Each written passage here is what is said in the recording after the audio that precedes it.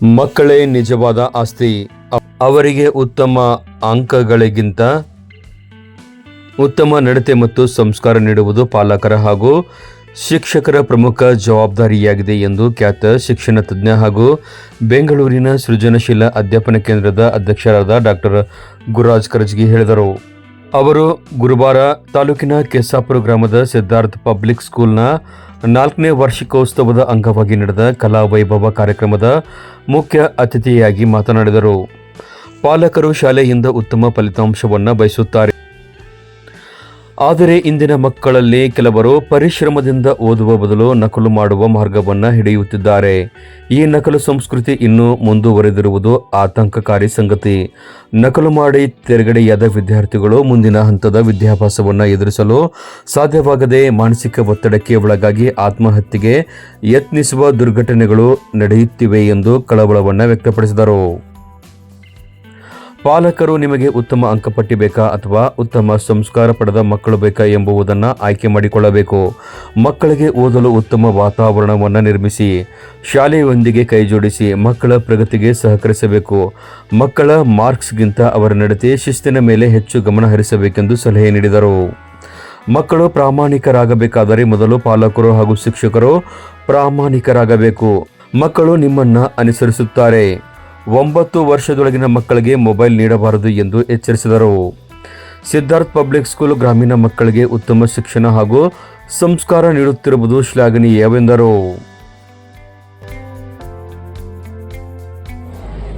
ಆದ್ರೆ ಸಮಾಜ ಬದಲಾಯಿಸಬೇಕಾದ್ರೆ ಒಂದು ಶಿಕ್ಷಣ ಸಂಸ್ಥೆ ಮಾಡಬೇಕು ಅಂತ ಕೆಲಸ ಕೇಶಾಪುರದಾಗ ರಾಮಣ್ಣ ಅವರು ಸರಸ್ವತಿ ಅವ್ರು ಮಾಡ್ಯಾರ.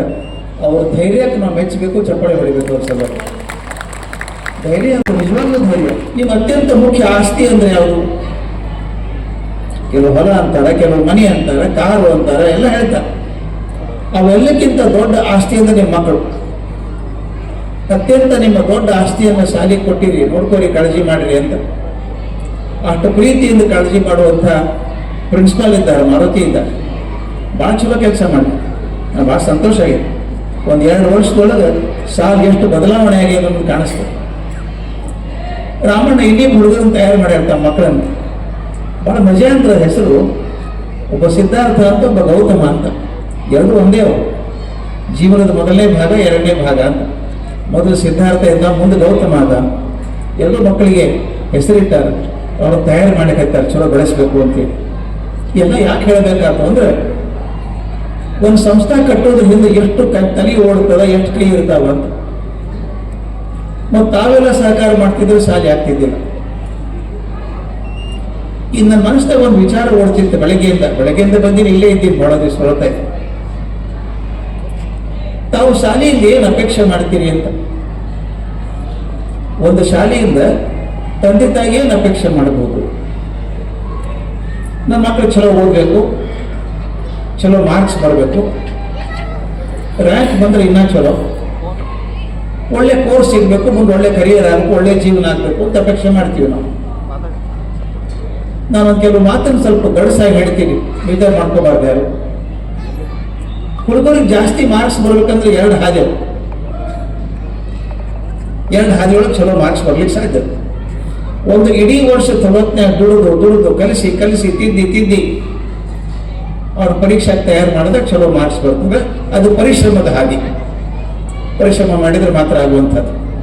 ಇನ್ನೊಂದು ಹಾದಿ ಅದ, ಕಾಪಿ ಮಾಡಿಸೋದು. ಶಾಲೆ ಕೊಡೋದೇ ಬೇಕಾಗಿಲ್ಲ, ಕಡೆ ಒಂದಿವ್ಸ ಬಂದ್ರೆ ಸಾಕು, ಬರೋದು ಬಿಟ್ಟರೆ ಸಾಕು, ಕಾಪಿ ಅದು ಮಾರ್ಕ್ಸ್ ಬರ್ತದೆ. ಎರಡಕ್ಕೂ ಮಾರ್ಕ್ಸ್ ಬರ್ತದೆ. ಯಾವುದು ಮುಖ್ಯ ಆಗ್ತದೆ ಜೀವನಕ್ಕೆ? ನನಗೆ ಯಾಕೆ ಹೆದರಿಕೆ ಬರ್ತದೆ ಅಂದ್ರೆ, ಬಹಳಷ್ಟು ಕಡೆ ಆ ಕಲ್ಚರ್ ಉಳ್ಕೊಂಡ್ಬಿಟ್ಟರು, ಕಾಪಿ ಮಾಡಿ ಪಾಸ್ ಮಾಡೋದು. ಸಾಹೇಬ್ರು ಇಲ್ಲೇ ಇದ್ದಾರೆ. ಹಿಂದಕ್ಕೆ ಒಬ್ಬರು ಮಿನಿಸ್ಟರ್ ಇದ್ರು, ನನ್ನ ಜೋಡಿ ಬಂದಿದ್ರು. ಅವರು ಗುಲ್ಬರ್ಗದಾಗ DDPI ಕೇಳಿದ್ರು ಅವರು, ಅಲ್ರಿ ರಿಸಲ್ಟ್ ಕಮ್ಮಿ ಆಗಿದೆ ಈ ಸಲ, ಯಾಕೆ ಕಮ್ಮಿ ಆಯ್ತು ಅಂತ ಮಿನಿಸ್ಟರ್ ಕೇಳಿದ್ರು. DDPI ಅತಿ ಮುಗ್ಧ ಉತ್ತರ ಕೊಟ್ಟರು, ಈ ಸಲ ಕಾಪಿ ಮಾಡಿಸ್ಲಿಲ್ಲ ಸರ್, ಅದು ಕಮ್ಮಿ ಆಯ್ತು ಅಂತ. ನನಗೆ ಅಸಹ್ಯ ಅನಿಸ್ತದೆ. ಸಂಸ್ಥೆ ಯಾಕೆ ಬೇಕು? ಅದಕ್ಕೆ ಟೀಚರ್ ಯಾಕೆ ಬೇಕು? ದಯವಿಟ್ಟು ನಿಮಗೆ ಯಾಕೆ ಹೇಳಕತ್ತೀರಂದ್ರೆ, ನಿಮಗೂ ಕೆಲವು ಮನಸ್ಸಾಗಿರ್ತದೆ, ಕಾಪಿ ಮಾಡಿಸಿ ಪಾಸ್ ಆಗಿಬಿಡ್ರಿ ಹುಡುಗರು, ಮಾರ್ಕ್ಸ್ ಬರಲಿ. ದಯವಿಟ್ಟು ಅದನ್ನು ಮಾಡಬೇಡಿ. ಈ ಕಾಪಿ ಮಾಡಿ ಪಾಸ್ ಆಗೋ ಹುಡುಗರು ಎಂದೂ ಉದ್ಧಾರ ಆಗೋದಿಲ್ಲ. ಯಾಕಂದ್ರೆ SSLC ಮಾರ್ಕ್ಸ್ ಕಾರ್ಡ್ ಏನೋ ಬಂತು, ಚಲೋ ಮಾರ್ಕ್ಸ್ ಬಂದು, PUCಗೆ ಏನು ಮಾಡ್ತೀರಿ? PUC ಆಗು ಕಾಪಿ ಮಾಡಿ ಪಾಸ್ ಮಾಡಿದ್ವಿ, ಇಂಜಿನಿಯರ್ ಏನು ಮಾಡ್ಲಿಕ್ಕೆ ಆಗ್ತದೆ ನಿಮ್ಗೆ? ನಾನು 3 IIT ಒಳಗೆ ಪಾಠ ಮಾಡೀನಿ, ಟೀಚರ್ಸಿಗೆ ಟ್ರೈನಿಂಗ್ ಮಾಡೀನಿ. IIT Chennai, IIT Mumbai, IIT Delhi, ಆ 3 ಫ್ಯಾಕಲ್ಟಿಗೆ ಟ್ರೈನಿಂಗ್ ಮಾಡೀನಿ ನಾನು. ಸಣ್ಣದು ಹೇಳಿಕತ್ತಿಲ್ಲ, IIT ಹೇಳಿಕತ್ತಿ. ಅವ್ರು ಭಾಳ ಮಂದಿ ಹೇಳಿದ್ರು ನನಗೆ, ಸರ್ ನಮ್ಮ ಹುಡುಗರು ಭಾಳ ಕಷ್ಟಪಡ್ತಾವ್ರಿ IIT ಒಳಗೆ ಕಲೀಲಿಕ್ಕೆ ಬಂದವರು, ಅವ್ರು ಯಾಕೆ ಕಷ್ಟಪಡ್ತಾರೆ ಅಂತ ಕೇಳಿದೆ. ಕೆಲವು ಟ್ಯೂಷನ್ ಸೆಂಟರ್ಗೆ ಹೋಗಿ ಅವನು ಅಲ್ದು ಬಿಡ್ತಾರೆ, ಬೆಳಗ್ಗೆಯಿಂದ ಸಾಯಂಕಾಲ ತನಕ ಮುಂಜಾನೆ 4 ಶುರು ಮಾಡಿ ರಾತ್ರಿ 12 ತನಕ ಮಷೀನ್ ಹಾಕಿ ತಿರುವಿ ತಯಾರು ಮಾಡಿ ಪರೀಕ್ಷೆ ಪಾಸ್ ಆಗ್ತವೆ, ಎಂಟ್ರೆನ್ಸ್ ಪಾಸ್ ಆಗ್ತವೆ. ಆದ್ರೆ IITಗೆ ಹೋಗ್ತಾರಲ್ಲ, ಒಂದು ಪರೀಕ್ಷೆ ಹೆಂಗಾರೆ ಪಾಸ್ ಆಗ್ಬೋದು, ಉಸಿರು ಬಿಗಿ ಹಿಡಿದು 100 ಮೀಟರ್ ಓಡ್ಬೋದು ಹೆಂಗಾರೆ, ಆದ್ರೆ 22 ಮೈಲ್ ಓಡ್ಲಿಕ್ಕೆ ಆಗ್ತದೆ ಉಸಿರು ಹಿಡಿಯೋದು. ಒಂದು ಪರೀಕ್ಷೆ ಹೆಂಗೋ ಪಾಸ್ ಆಗಿಬಿಡ್ತಾರೆ. ಅಲ್ಲಿ ಬಂದಾರ 4 ವರ್ಷ ಇರಬೇಕು BTECನಾಗ ಪ್ರೋಗ್ರಾಮ್ ಆಗ್ಬೇಕಾದ್ರೆ. ಅವ್ರಿಗೆ ಇಂಗ್ಲೀಷ್ ಅರ್ಥ ಆಗೋದು, ಶಾಲೆಗೆ ಏನು ನಡೆದು ಅರ್ಥ ಆಗೋದು.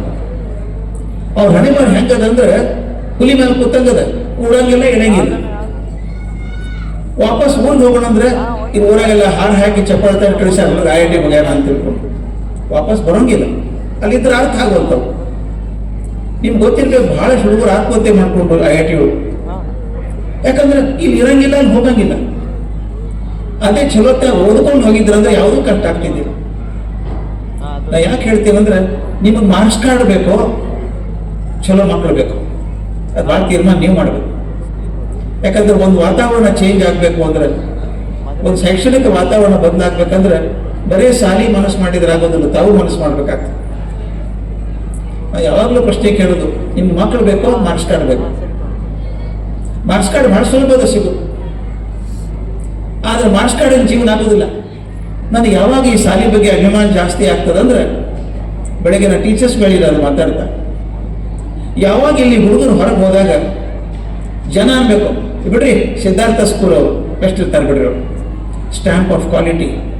ಆ ಕ್ವಾಲಿಟಿ ಬಂದಾಗ ಶಾಲೆ ಸಾರ್ಥಕ ಆಗ್ತದೆ. ಹುಡುಗರು ಬರ್ತಾರೆ, ಪಾಸ್ ಆಗ್ತಾವೆ, ರಿಸಲ್ಟ್ ಬರ್ತದೆ, ಏನೂ ತೊಂದರೆ ಇಲ್ಲ. ಆದ್ರೆ ಹೊರಗೆ ಹೋದಾಗ ಅವ್ರ ನಡತೆ ಹೆಂಗದ, ಹಿರಿಯರಿಗೆ ಗೌರವ ಹೆಂಗೆ ಕೊಡ್ತಾರೆ, ತನ್ನ ಭಾಷೆ ಬಗ್ಗೆ ಪ್ರೀತಿ ಹೆಂಗದ, ತನ್ನ ರಾಜ್ಯದ ಬಗ್ಗೆ ಪ್ರೀತಿ ಅದ, ತನ್ನ ದೇಶದ ಬಗ್ಗೆ ಅಭಿಮಾನ ಅದ ಅಂತ ನಾವೇನಾದ್ರೂ ಮಕ್ಕಳ ಮನಸ್ಸಿನಾಗ ಗಟ್ಟಿಯಾಗಿ ಕೂಡಿಸಿದ್ರೆ ಆ ಮಕ್ಕಳಿಂದ ಸಿದ್ಧಾರ್ಥ ಪಬ್ಲಿಕ್ ಸ್ಕೂಲ್ ದೊಡ್ಡದಾಗ್ತದೆ. ಅದು ದೊಡ್ಡದಾಗಬೇಕು. ಅದಾಗಬೇಕಾದ್ರೆ ನಾ ಹೇಳ್ತಲ್ಲ, ಶಾರ್ಟ್ಕಟ್ ಇಂದ ಯಾವುದೂ ಪ್ರಯೋಜನ ಆಗೋದಿಲ್ಲ. ಪರಿಶ್ರಮ ಬಿಟ್ಟರೆ ಬೇರೆ ದಾರಿ ಇಲ್ಲ. ಮನೆಯಾಗ ಮಕ್ಕಳಿಗೆ ವಾತಾವರಣ ಸೃಷ್ಟಿ ಮಾಡ್ಲಿಕ್ಕೆ ಕೊಡ್ರಿ. ಒಬ್ಬರೇ ಏನು ಮಾಡ್ಲಿಕ್ಕೆ ಸಾಧ್ಯ ಇಲ್ಲ, ಬರೀ ಸಂಸ್ಥೆ ಏನು ಮಾಡ್ಲಿಕ್ಕೆ ಸಾಧ್ಯ ಇಲ್ಲ, ಬರೀ ಪಾಲಕರು ಏನು ಮಾಡ್ಲಿಕ್ಕೆ ಸಾಧ್ಯ ಇಲ್ಲ. ಇಬ್ಬರು ಸೇರಿದಾಗ ಮಾತ್ರ ಬದಲಾವಣೆ ಆಗ್ತದೆ. ನಿಮ್ಗೆಲ್ಲ ಗೊತ್ತದ, ಮನೆಯಾಗಿರೋ ಮಗುನೇ ಬೇರೆ, ಶಾಲೆಯಾಗಿರೋ ಮಗುನೇ ಬೇರೆ.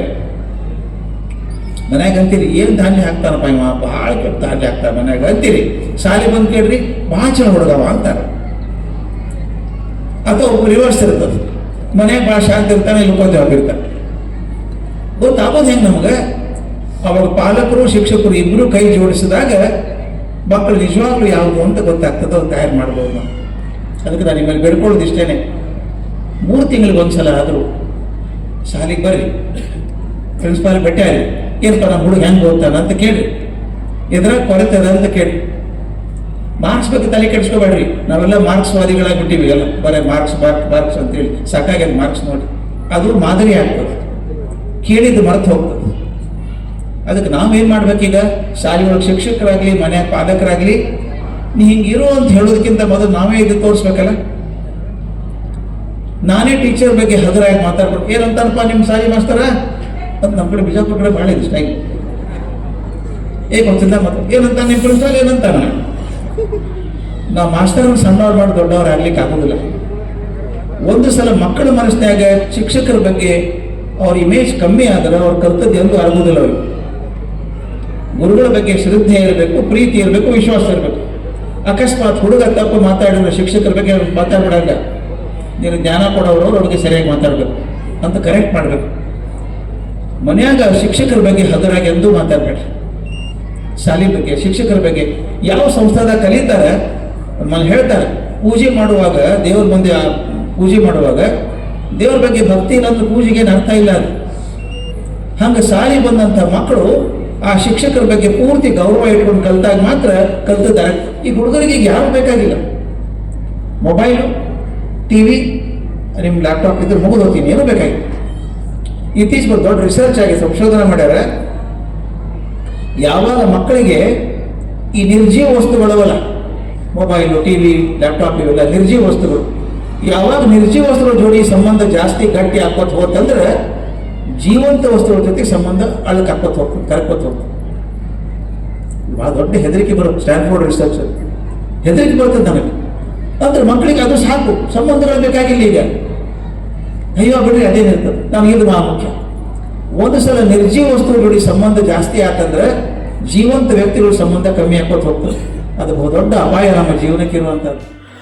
ಕಾರ್ಯಕ್ರಮ ಉದ್ಘಾಟಿಸಿ ಮಾತನಾಡಿದ ರಾಜ್ಯ ಮಹಿಳಾ ಕಾಂಗ್ರೆಸ್ ಕಾರ್ಯದರ್ಶಿ ಹಾಗೂ ದೇವಿಕಾ ಸುಬ್ಬರಾವ್ ಫೌಂಡೇಶನ್ನ ಅಧ್ಯಕ್ಷೆ ಶ್ರೀಮತಿ ಪಲ್ಲವಿ ನಾಡಗೌಡ ಅವರು, ಗ್ರಾಮೀಣ ಭಾಗದಲ್ಲಿ ಗುಣಮಟ್ಟದ ಶಿಕ್ಷಣ ನೀಡುವಲ್ಲಿ ಸಿದ್ಧಾರ್ಥ್ ಪಬ್ಲಿಕ್ ಸ್ಕೂಲ್ ಪ್ರಮುಖ ಪಾತ್ರವನ್ನು ವಹಿಸಿದೆ. ಬೆಂಗಳೂರು ನಗರದಲ್ಲಿನ ಶಿಕ್ಷಣದ ಗುಣಮಟ್ಟವನ್ನು ಇಲ್ಲಿ ನೀಡಲಾಗುತ್ತಿದ್ದು, ಖಾನಾಪುರ ದಂಪತಿಗಳ ಶ್ರಮ ಶ್ಲಾಘನೀಯವೆಂದರು. ಶಿಕ್ಷಣ ಬರೇ ಪುಸ್ತಕಕ್ಕಷ್ಟೇ ಆಗಲ್ಲ, ನಮ್ಮ ಮ್ಯಾನರಿಸಮ್ ಅಂತ ಹೇಳ್ತೀವಿ. ಅಂದರೆ ನಮ್ಮ ಹಾವು ಭಾವಗಳು, ನಾವು ಮುಂದೆ ಹೆಂಗೆ ದೊಡ್ಡವ್ರಿಗೆ ನಾವು ನಮಸ್ಕಾರ ಮಾಡ್ತೀವಿ, ಅಲ್ಲಿಂದನೇ ಶಿಕ್ಷಣ ಸ್ಟಾರ್ಟ್ ಆಗುತ್ತೆ. ಅದಕ್ಕೆ ಒಂದು ಶಾಲೆ ಬಹಳ ನಾವು ಏನಂತ ಹೇಳ್ತೀವಿ, ಫೌಂಡೇಶನ್ ಯಶಾಪುರಲ್ಲಿ, ನಮ್ಮ ಆಲೂರು ಗ್ರಾಮದಲ್ಲಿ ನಮ್ಮ ಸರಸ್ವತಿ ಅಕ್ಕವ್ರಿಗೆ ಮತ್ತು ಅವ್ರ ಕುಟುಂಬಕ್ಕೆ ಎಲ್ಲರಿಗೂ ಧನ್ಯವಾದ ಹೇಳಕ್ಕೆ ಇಷ್ಟಪಡ್ತೀನಿ. ಯಾಕಂದರೆ ನಾನು ಈ ಸಿದ್ಧಾರ್ಥ್ ಸ್ಕೂಲ್ ಬಗ್ಗೆ ನಾನು ಸುಮಾರು 2-3 ವರ್ಷದಿಂದ ಕೇಳ್ತಾ ಇದ್ದೀನಿ. ನಮ್ಮ ತಮ್ಮನ ಮಗಳು ಅದಿತಿ, ಅವಳು ಒಂದು 2 ವರ್ಷ ಇಲ್ಲಿ ಕಲ್ತಿದ್ದಾಳೆ. ನಾನು ಕರೆನೇ ಗಾಬರಿ ಅದೇ, ಆಕೆ ಮಾತಾಡೋ ಇಂಗ್ಲೀಷ್ ನೋಡಿ ಏನಪ್ಪ ಇಷ್ಟು ಚಂದ ಮಾತಾಡೋಕ್ಕಲ್ಲ. ನಾನು ನನ್ನ ತಮ್ಮಗೆ ಕೇಳಿದೆ, ಎಲ್ಲೋ ಹೆಂಗೆ ಎಲ್ಲಿ ಕಳ್ಸಕತ್ತಿ ಅಂದ್ಕೊಳ್ಳಿ ಸಿದ್ಧಾರ್ಥ, ಯಾಕಂದ್ರೆ ಅವ್ರು ಕಪ್ನೂರಾಗಿ ಇರ್ತಿದ್ರು ಅವರು, ಈಗ ಅವ್ರ ಮುದ್ದೆ ಭಾಷೆ ಇರ್ತಾರೆ. ಈ ಥರ ಒಂದು ಶಿಕ್ಷಣ ಭಾಳ ಮುಖ್ಯ ನಮ್ಮ ಗ್ರಾಮೀಣ ಭಾಗದಲ್ಲಿ. ಯಾಕಂದರೆ ನಾವು ಮಕ್ಕಳನ್ನ ಬೆಳೆಸ್ಬೇಕಂದ್ರೆ ಒಂದು ಶಿಕ್ಷಣ ಅವ್ರಿಗೆ ಕೊಟ್ಟರೆ ಅವ್ರ ಮುಂದೆ ಜೀವನದಲ್ಲಿ ಭಾಳ ದೊಡ್ಡ ಇದಕ್ಕೆ ಹೋಗ್ತಾರೆ, ಒಂದು ಜಾಗಕ್ಕೆ ಹೋಗ್ತಾರೆ. ಈಗ ನೋಡ್ರಿ, ಅಬ್ದುಲ್ ಕಲಾಂ ಅವರು ದೊಡ್ಡ ಸಿಟಿಯಿಂದ ಬೆಳೆದಿದ್ದಿಲ್ಲ, ಅವರು ಶಿಕ್ಷಣ ಅಲ್ಲಿಂದ ತಗೊಂಡಿದ್ದಿಲ್ಲ. ಅವ್ರು ಸಣ್ಣ ತಮ್ಮ ಊರಾಗೆ ಶಿಕ್ಷಣ ಮಾಡ್ಕೊಂಡು ಅವ್ರು ಪ್ರೆಸಿಡೆಂಟ್ ಆಫ್ ಇಂಡಿಯಾ ಆದರು. ನಮ್ದೆಲ್ಲರಿಗೂ ಕನಸೈತಿ, ನಮ್ಮ ಮುದ್ದೇಬೇಳೆ ತಾಲೂಕು ಶಿಕ್ಷಣದಲ್ಲಿ ನಂಬರ್ 1 ಆಗಬೇಕು, ಡಿಸ್ಟಿಕ್ನಾಗ ಅಷ್ಟೇ ಅಲ್ಲ ಸ್ಟೇಟ್ನಾಗ ಆಗಬೇಕು. ಆ ಶಿಕ್ಷಣ ನೀವು ತರ್ತಾ ಇದ್ದೀರಾ ಅಂತ ನಂಗೆ ಭಾಳ ಸಂತೋಷ ಆಗಿದೆ. ಇಲ್ಲಿ ನಾನು ಬಂದು ಈ ಥರ ಒಂದು ಇದು ಏನಂತೀರಿ ಅಟ್ಮಾಸ್ಫಿಯರ್ ಅಂತ ಹೇಳ್ತೀವಲ್ಲ, ಅದು ಭಾಳ ಚೆಂದ ಆಗೈತಿ. ಇದನ್ನೇ ನೀವು ಕಂಟಿನ್ಯೂ ಮಾಡಿರಿ. ನಮ್ಮ ಕಡೆಯಿಂದ ನಿಮಗೆ ಯಾವ್ಯಾವ ವ್ಯವಸ್ಥೆ ಬೇಕು, ನಾವು ನಮ್ಮ ತಂದೆಗೆ, ಯಾಕಂದರೆ ಅವ್ರ ಅನುಪಸ್ಥಿತಿಗೆ ನಾನು ಬಂದಿದ್ದೀನಿ, ಅವ್ರ ಕಡೆ ನಾನು ಮಾತಾಡಿ ಏನೇನು ಮಾಡಿಸ್ಬೇಕು ನಾನೆಲ್ಲ ನಿಮಗೆ ಸಹಾಯ ಮಾಡಿ ನಾನು ಮುಂದಾಗ್ತೀನಿ ಅಂತ ಹೇಳೋಕ್ಕೆ ಇಷ್ಟಪಡ್ತೀನಿ. ಹಾಗೆ ಎಲ್ಲರೂ ಮಕ್ಕಳಿಗೆ ಇದು ಕಳಿಸಿದ್ದಕ್ಕೂ ಭಾಳ ಚಲೋ ಶಾಲೆ. ನೀವೆಲ್ಲ ಇಷ್ಟು ದೂರದಿಂದ ಬರ್ಬೋದಲ್ಲ ಸರ್, ಇಲ್ಲಿ ಎಲ್ಲ ತಾಲೂಕಿಂದ ಎಲ್ಲರೂ ಬರಕತ್ತಾರೆ ಅಂದ್ರೆ ಸಣ್ಣ ಗ್ರಾಮದಾಗ ನೀವು ಕಳ್ಸಕತ್ತೀರಿ. ಯಾಕಂದ್ರೆ ಎಲ್ಲರೂ ಮುದ್ದೇಬೇಳದಾಗ ಶಾಲೆ ಕೇಳ್ತಾರೆ, ತಾಳಿಕೊಟ್ಟಾಗ ಶಾಲೆ ಕೇಳ್ತಾರೆ, ನೀವು ಮುದ್ದೇಬೇಳಿಂದ ಇಲ್ಲಿ ಕಳ್ಸಕತ್ತೀರಿ. ಹಂಗಾಗಿ ನಮ್ಮ ಹೊಳೆದಂಡಿ ಭಾಗನೂ ಏನೂ ಕಮ್ಮಿ ಇಲ್ಲ ಮುದ್ದೇಬೇಳದಾಗ ಅಂತ ಹೇಳ್ಬೋದು. ಸೊ ಶಿಕ್ಷಣಕ್ಕೆ ಒಂದು ಹೊಳೆದಂಡಿ ಏರಿಯಾ, ಯಾಕಂದ್ರೆ ನಾನು ಲಾ ಕಾಲೇಜ್ ಸ್ಟಾರ್ಟ್ ಮಾಡೀನಿ ಈ ವರ್ಷ. ನಾ ಹೊಳೆದಂಡಿ ಏರಿಯಾದಾಗ ನಮ್ಮ ಶಿಕ್ಷಣ ಭಾಳ ದೊಡ್ಡ ಜಾಗಕ್ಕೆ ಮುಟ್ಲಿ ಅಂತ ನಾನು ಭಗವಂತಗೆ ಬೇಡ್ಕೊತೀನಿ. ಎಸ್ಕಿ ಫೌಂಡೇಶನ್ ಅಧ್ಯಕ್ಷ ಸಿಬಿ ಎಸ್ಕಿ ಮಾತನಾಡಿ, ಶಿಕ್ಷಣ ತಜ್ಞ ಗುರುರಾಜ್ ಕರ್ಜಗಿ ಅವರು 120ಕ್ಕೂ ಹೆಚ್ಚು ಶಾಲೆಗಳಿಗೆ ತಮ್ಮ ಆ್ಯಕ್ಟ್ ಮೂಲಕ ತಮ್ಮದೇ ಆದ ಕೊಡುಗೆಯನ್ನು ನೀಡಿದ್ದಾರೆ. ಪತ್ರಿಕೆಗಳಲ್ಲಿ ಅವರ ಅಂಕಗಳನ್ನು ಓದಿಯೇ ಎಷ್ಟು ಜನರು ಪ್ರಗತಿಯನ್ನು ಸಾಧಿಸಿದ್ದಾರೆ. ಖಾನಾಪುರ ದಂಪತಿಗಳು ಪುಟ್ಟಹಳ್ಳಿಯಲ್ಲಿ ಶಾಲೆಯ ಮಕ್ಕಳೇ ತಮ್ಮ ಮಕ್ಕಳೆಂದು ಗುಣಮಟ್ಟದ ಶಿಕ್ಷಣವನ್ನು ನೀಡುತ್ತಿರುವುದು ಮಾದರಿಯಾಗಿದೆ ಎಂದರು. 120 ಶಿಕ್ಷಣ ಸಂಸ್ಥೆಗಳಿಗೆ ಆಕ್ಟ್ ಅನ್ನೋ ಒಂದು ಮಾದರಿಯಲ್ಲಿ ಬಹಳ ಒಂದು ಯಾರಾದ್ರ ಸನ್ಮಾನ ಡಾಕ್ಟರ್ ಗುರುರಾಜ್ ಕರ್ಜಗಿ ಸರ್ ಅಂತ ನಾವು ತುಂಬ ಹೇಳಕ್ಕೆ ಇಚ್ಛೆ ಪಡಬೇಕಾಗ್ತದೆ. ಇವತ್ತು ಇನ್ನೊಂದು ವಿಶೇಷತೆ ಹೇಳ್ಬೇಕಪ್ಪ ಅಂತಂದ್ರೆ ಸುಮಾರು ನಾನು 10ರಿಂದ 12 ವರ್ಷ ನೋಡ್ಕೊತ ಬಂದಂಗ ಈ ರಾಜ್ಯ ಮಟ್ಟದ ದಿನಪತ್ರಿಕೆಗಳಲ್ಲಿ ಅವರ ಒಂದು ಬರೀ ಆರ್ಟಿಕಲ್ ಅಂಕಣಗಳನ್ನು ನೋಡಿ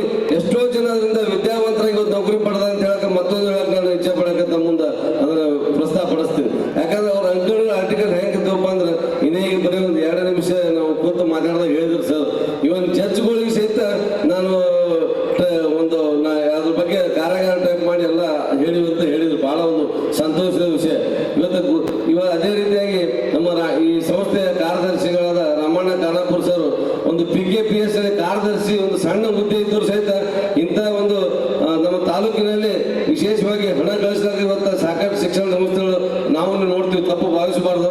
ಆದರೆ ಒಂದು ಜಿಲ್ಲಾ ಮಟ್ಟದಲ್ಲಿ ತಾಲೂಕು ಮಟ್ಟದಲ್ಲಿ ಶಿಕ್ಷಣ ಸಂಸ್ಥೆ ಮಾಡೋದ್ರಿಂದ ಸಾಕಷ್ಟು ವಿದ್ಯಾರ್ಥಿಗಳ ಸಂಖ್ಯೆ ಬಂದಲ್ಲಿ ಅನುಕೂಲ ಮತ್ತು ಸಂಸ್ಥೆಗೆ ಅನುಕೂಲ ಆಗುತ್ತೆ, ಅದರಿಂದ ಆದಾಯನೂ ಬರುತ್ತೆ. ಆದರೆ ಒಂದೇ ಒಂದು ಖಾನಾಪುರ ಸರ್ ತಮ್ಮ ಒಂದು ಸ್ವ ಇಚ್ಛೆಯಿಂದ ಅವರ ಸರಸ್ವತಿ ಮೇಡಮ್ ಅವರು ಮತ್ತು ಅವರೆಲ್ಲ ಕೂಡ್ಕೊಂಡು ಏನು ಈ ಗ್ರಾಮೀಣ ಭಾಗದಲ್ಲಿ ಈ ಕೆಸಾಪುರದ ಒಂದು ಗ್ರಾಮ ಪಂಚಾಯತ್ ಇಲ್ಲ, ಪಕ್ಕ ಆಲೂರು ಗ್ರಾಮ ಪಂಚಾಯತ್ ವ್ಯಾಪ್ತಿ ಅದ, ಆದರೂ ತಮ್ಮ ಒಂದು ಪರಿಶ್ರಮ ಪಟ್ಟು ಈ ಒಂದು ಶಿಕ್ಷಣ ಸಂಸ್ಥೆ ಇವತ್ತು ಈ ಕಂಪೌಂಡು ಈ ಒಂದು ಕೇವಲ 4 ವರ್ಷದಲ್ಲಿ ಇಂಥ ಒಂದು ಉನ್ನತ ಕಟ್ಟಡ ಕಟ್ಟಿದ್ದು ಬಹಳ ಒಂದು ನಮಗೆ ಶೋಭೆ ತರುವಂತ ವಿಷಯ. ಅವರ ಪರಿಶ್ರಮ ಹೆಂಗಾಗಿದೆಪ್ಪ ಅಂದ್ರೆ ಇವತ್ತು ಎಲ್ಲ ತಮ್ಮ ತಂದೆ ಪಾಲಕರ ತಂದೆ ತಾಯಂದರು ನಮ್ಮ ಒಂದು ವೃತ್ತಿ ಜೀವನ ದಿನನಿತ್ಯ ನಮ್ಮ ಕೆಲಸಗಳು ಹೋದ್ರೆ ಶಾಲೆಯ ಮಕ್ಕಳನ್ನೇ ತಮ್ಮ ಮಕ್ಕಳೆಂದು ಭಾವಿಸಿ ಇವತ್ತು ಈ ಶಿಕ್ಷಣ ಸಂಸ್ಥೆಯನ್ನು ಒಂದು ಶಿಕ್ಷಣ ಕೊಡ್ತಾರೆ. ನಿಜಕ್ಕೂ ಬಹಳ ಒಂದು ಸಂತೋಷದ ಸಂಗತಿ ಅಂತ ಹೇಳಕ ನಾನು ಇಷ್ಟಪಟ್ಟು ಮುಂದಿನ ದಿನಮಾನಗಳಲ್ಲಿ ನಮ್ಮ ಗುರುರಾಜ್ ಸರ್ ಒಂದು ಅವರ ಒಂದು ಶಕ್ತಿಯಿಂದ ಅವರ ಒಂದು ಪರಿಶ್ರಮದಿಂದ ಈ ಮಕ್ಕಳಿಗೆ ಈಗೇನು SSLC ವರೆಗೆ ಇದೆ, ಇದರ ಮುಂದಿನ ದಿನಮಾನ PUC ವರೆಗೆ ಒಂದು ಅದನ್ನು ಮಾಡಬೇಕಂತ ಎಲ್ಲ ಪಾಲಕರು ನಾನು ವೈಯಕ್ತಿಕವಾಗಿ ಸರ್ ಅಲ್ಲಿ ನಾನು ವಿನಂತಿ ಮಾಡ್ತೀನಿ. ಕ್ಷೇತ್ರ ಶಿಕ್ಷಣಾಧಿಕಾರಿ BS ಅವಳಗಿ ಮಾತನಾಡಿದರು.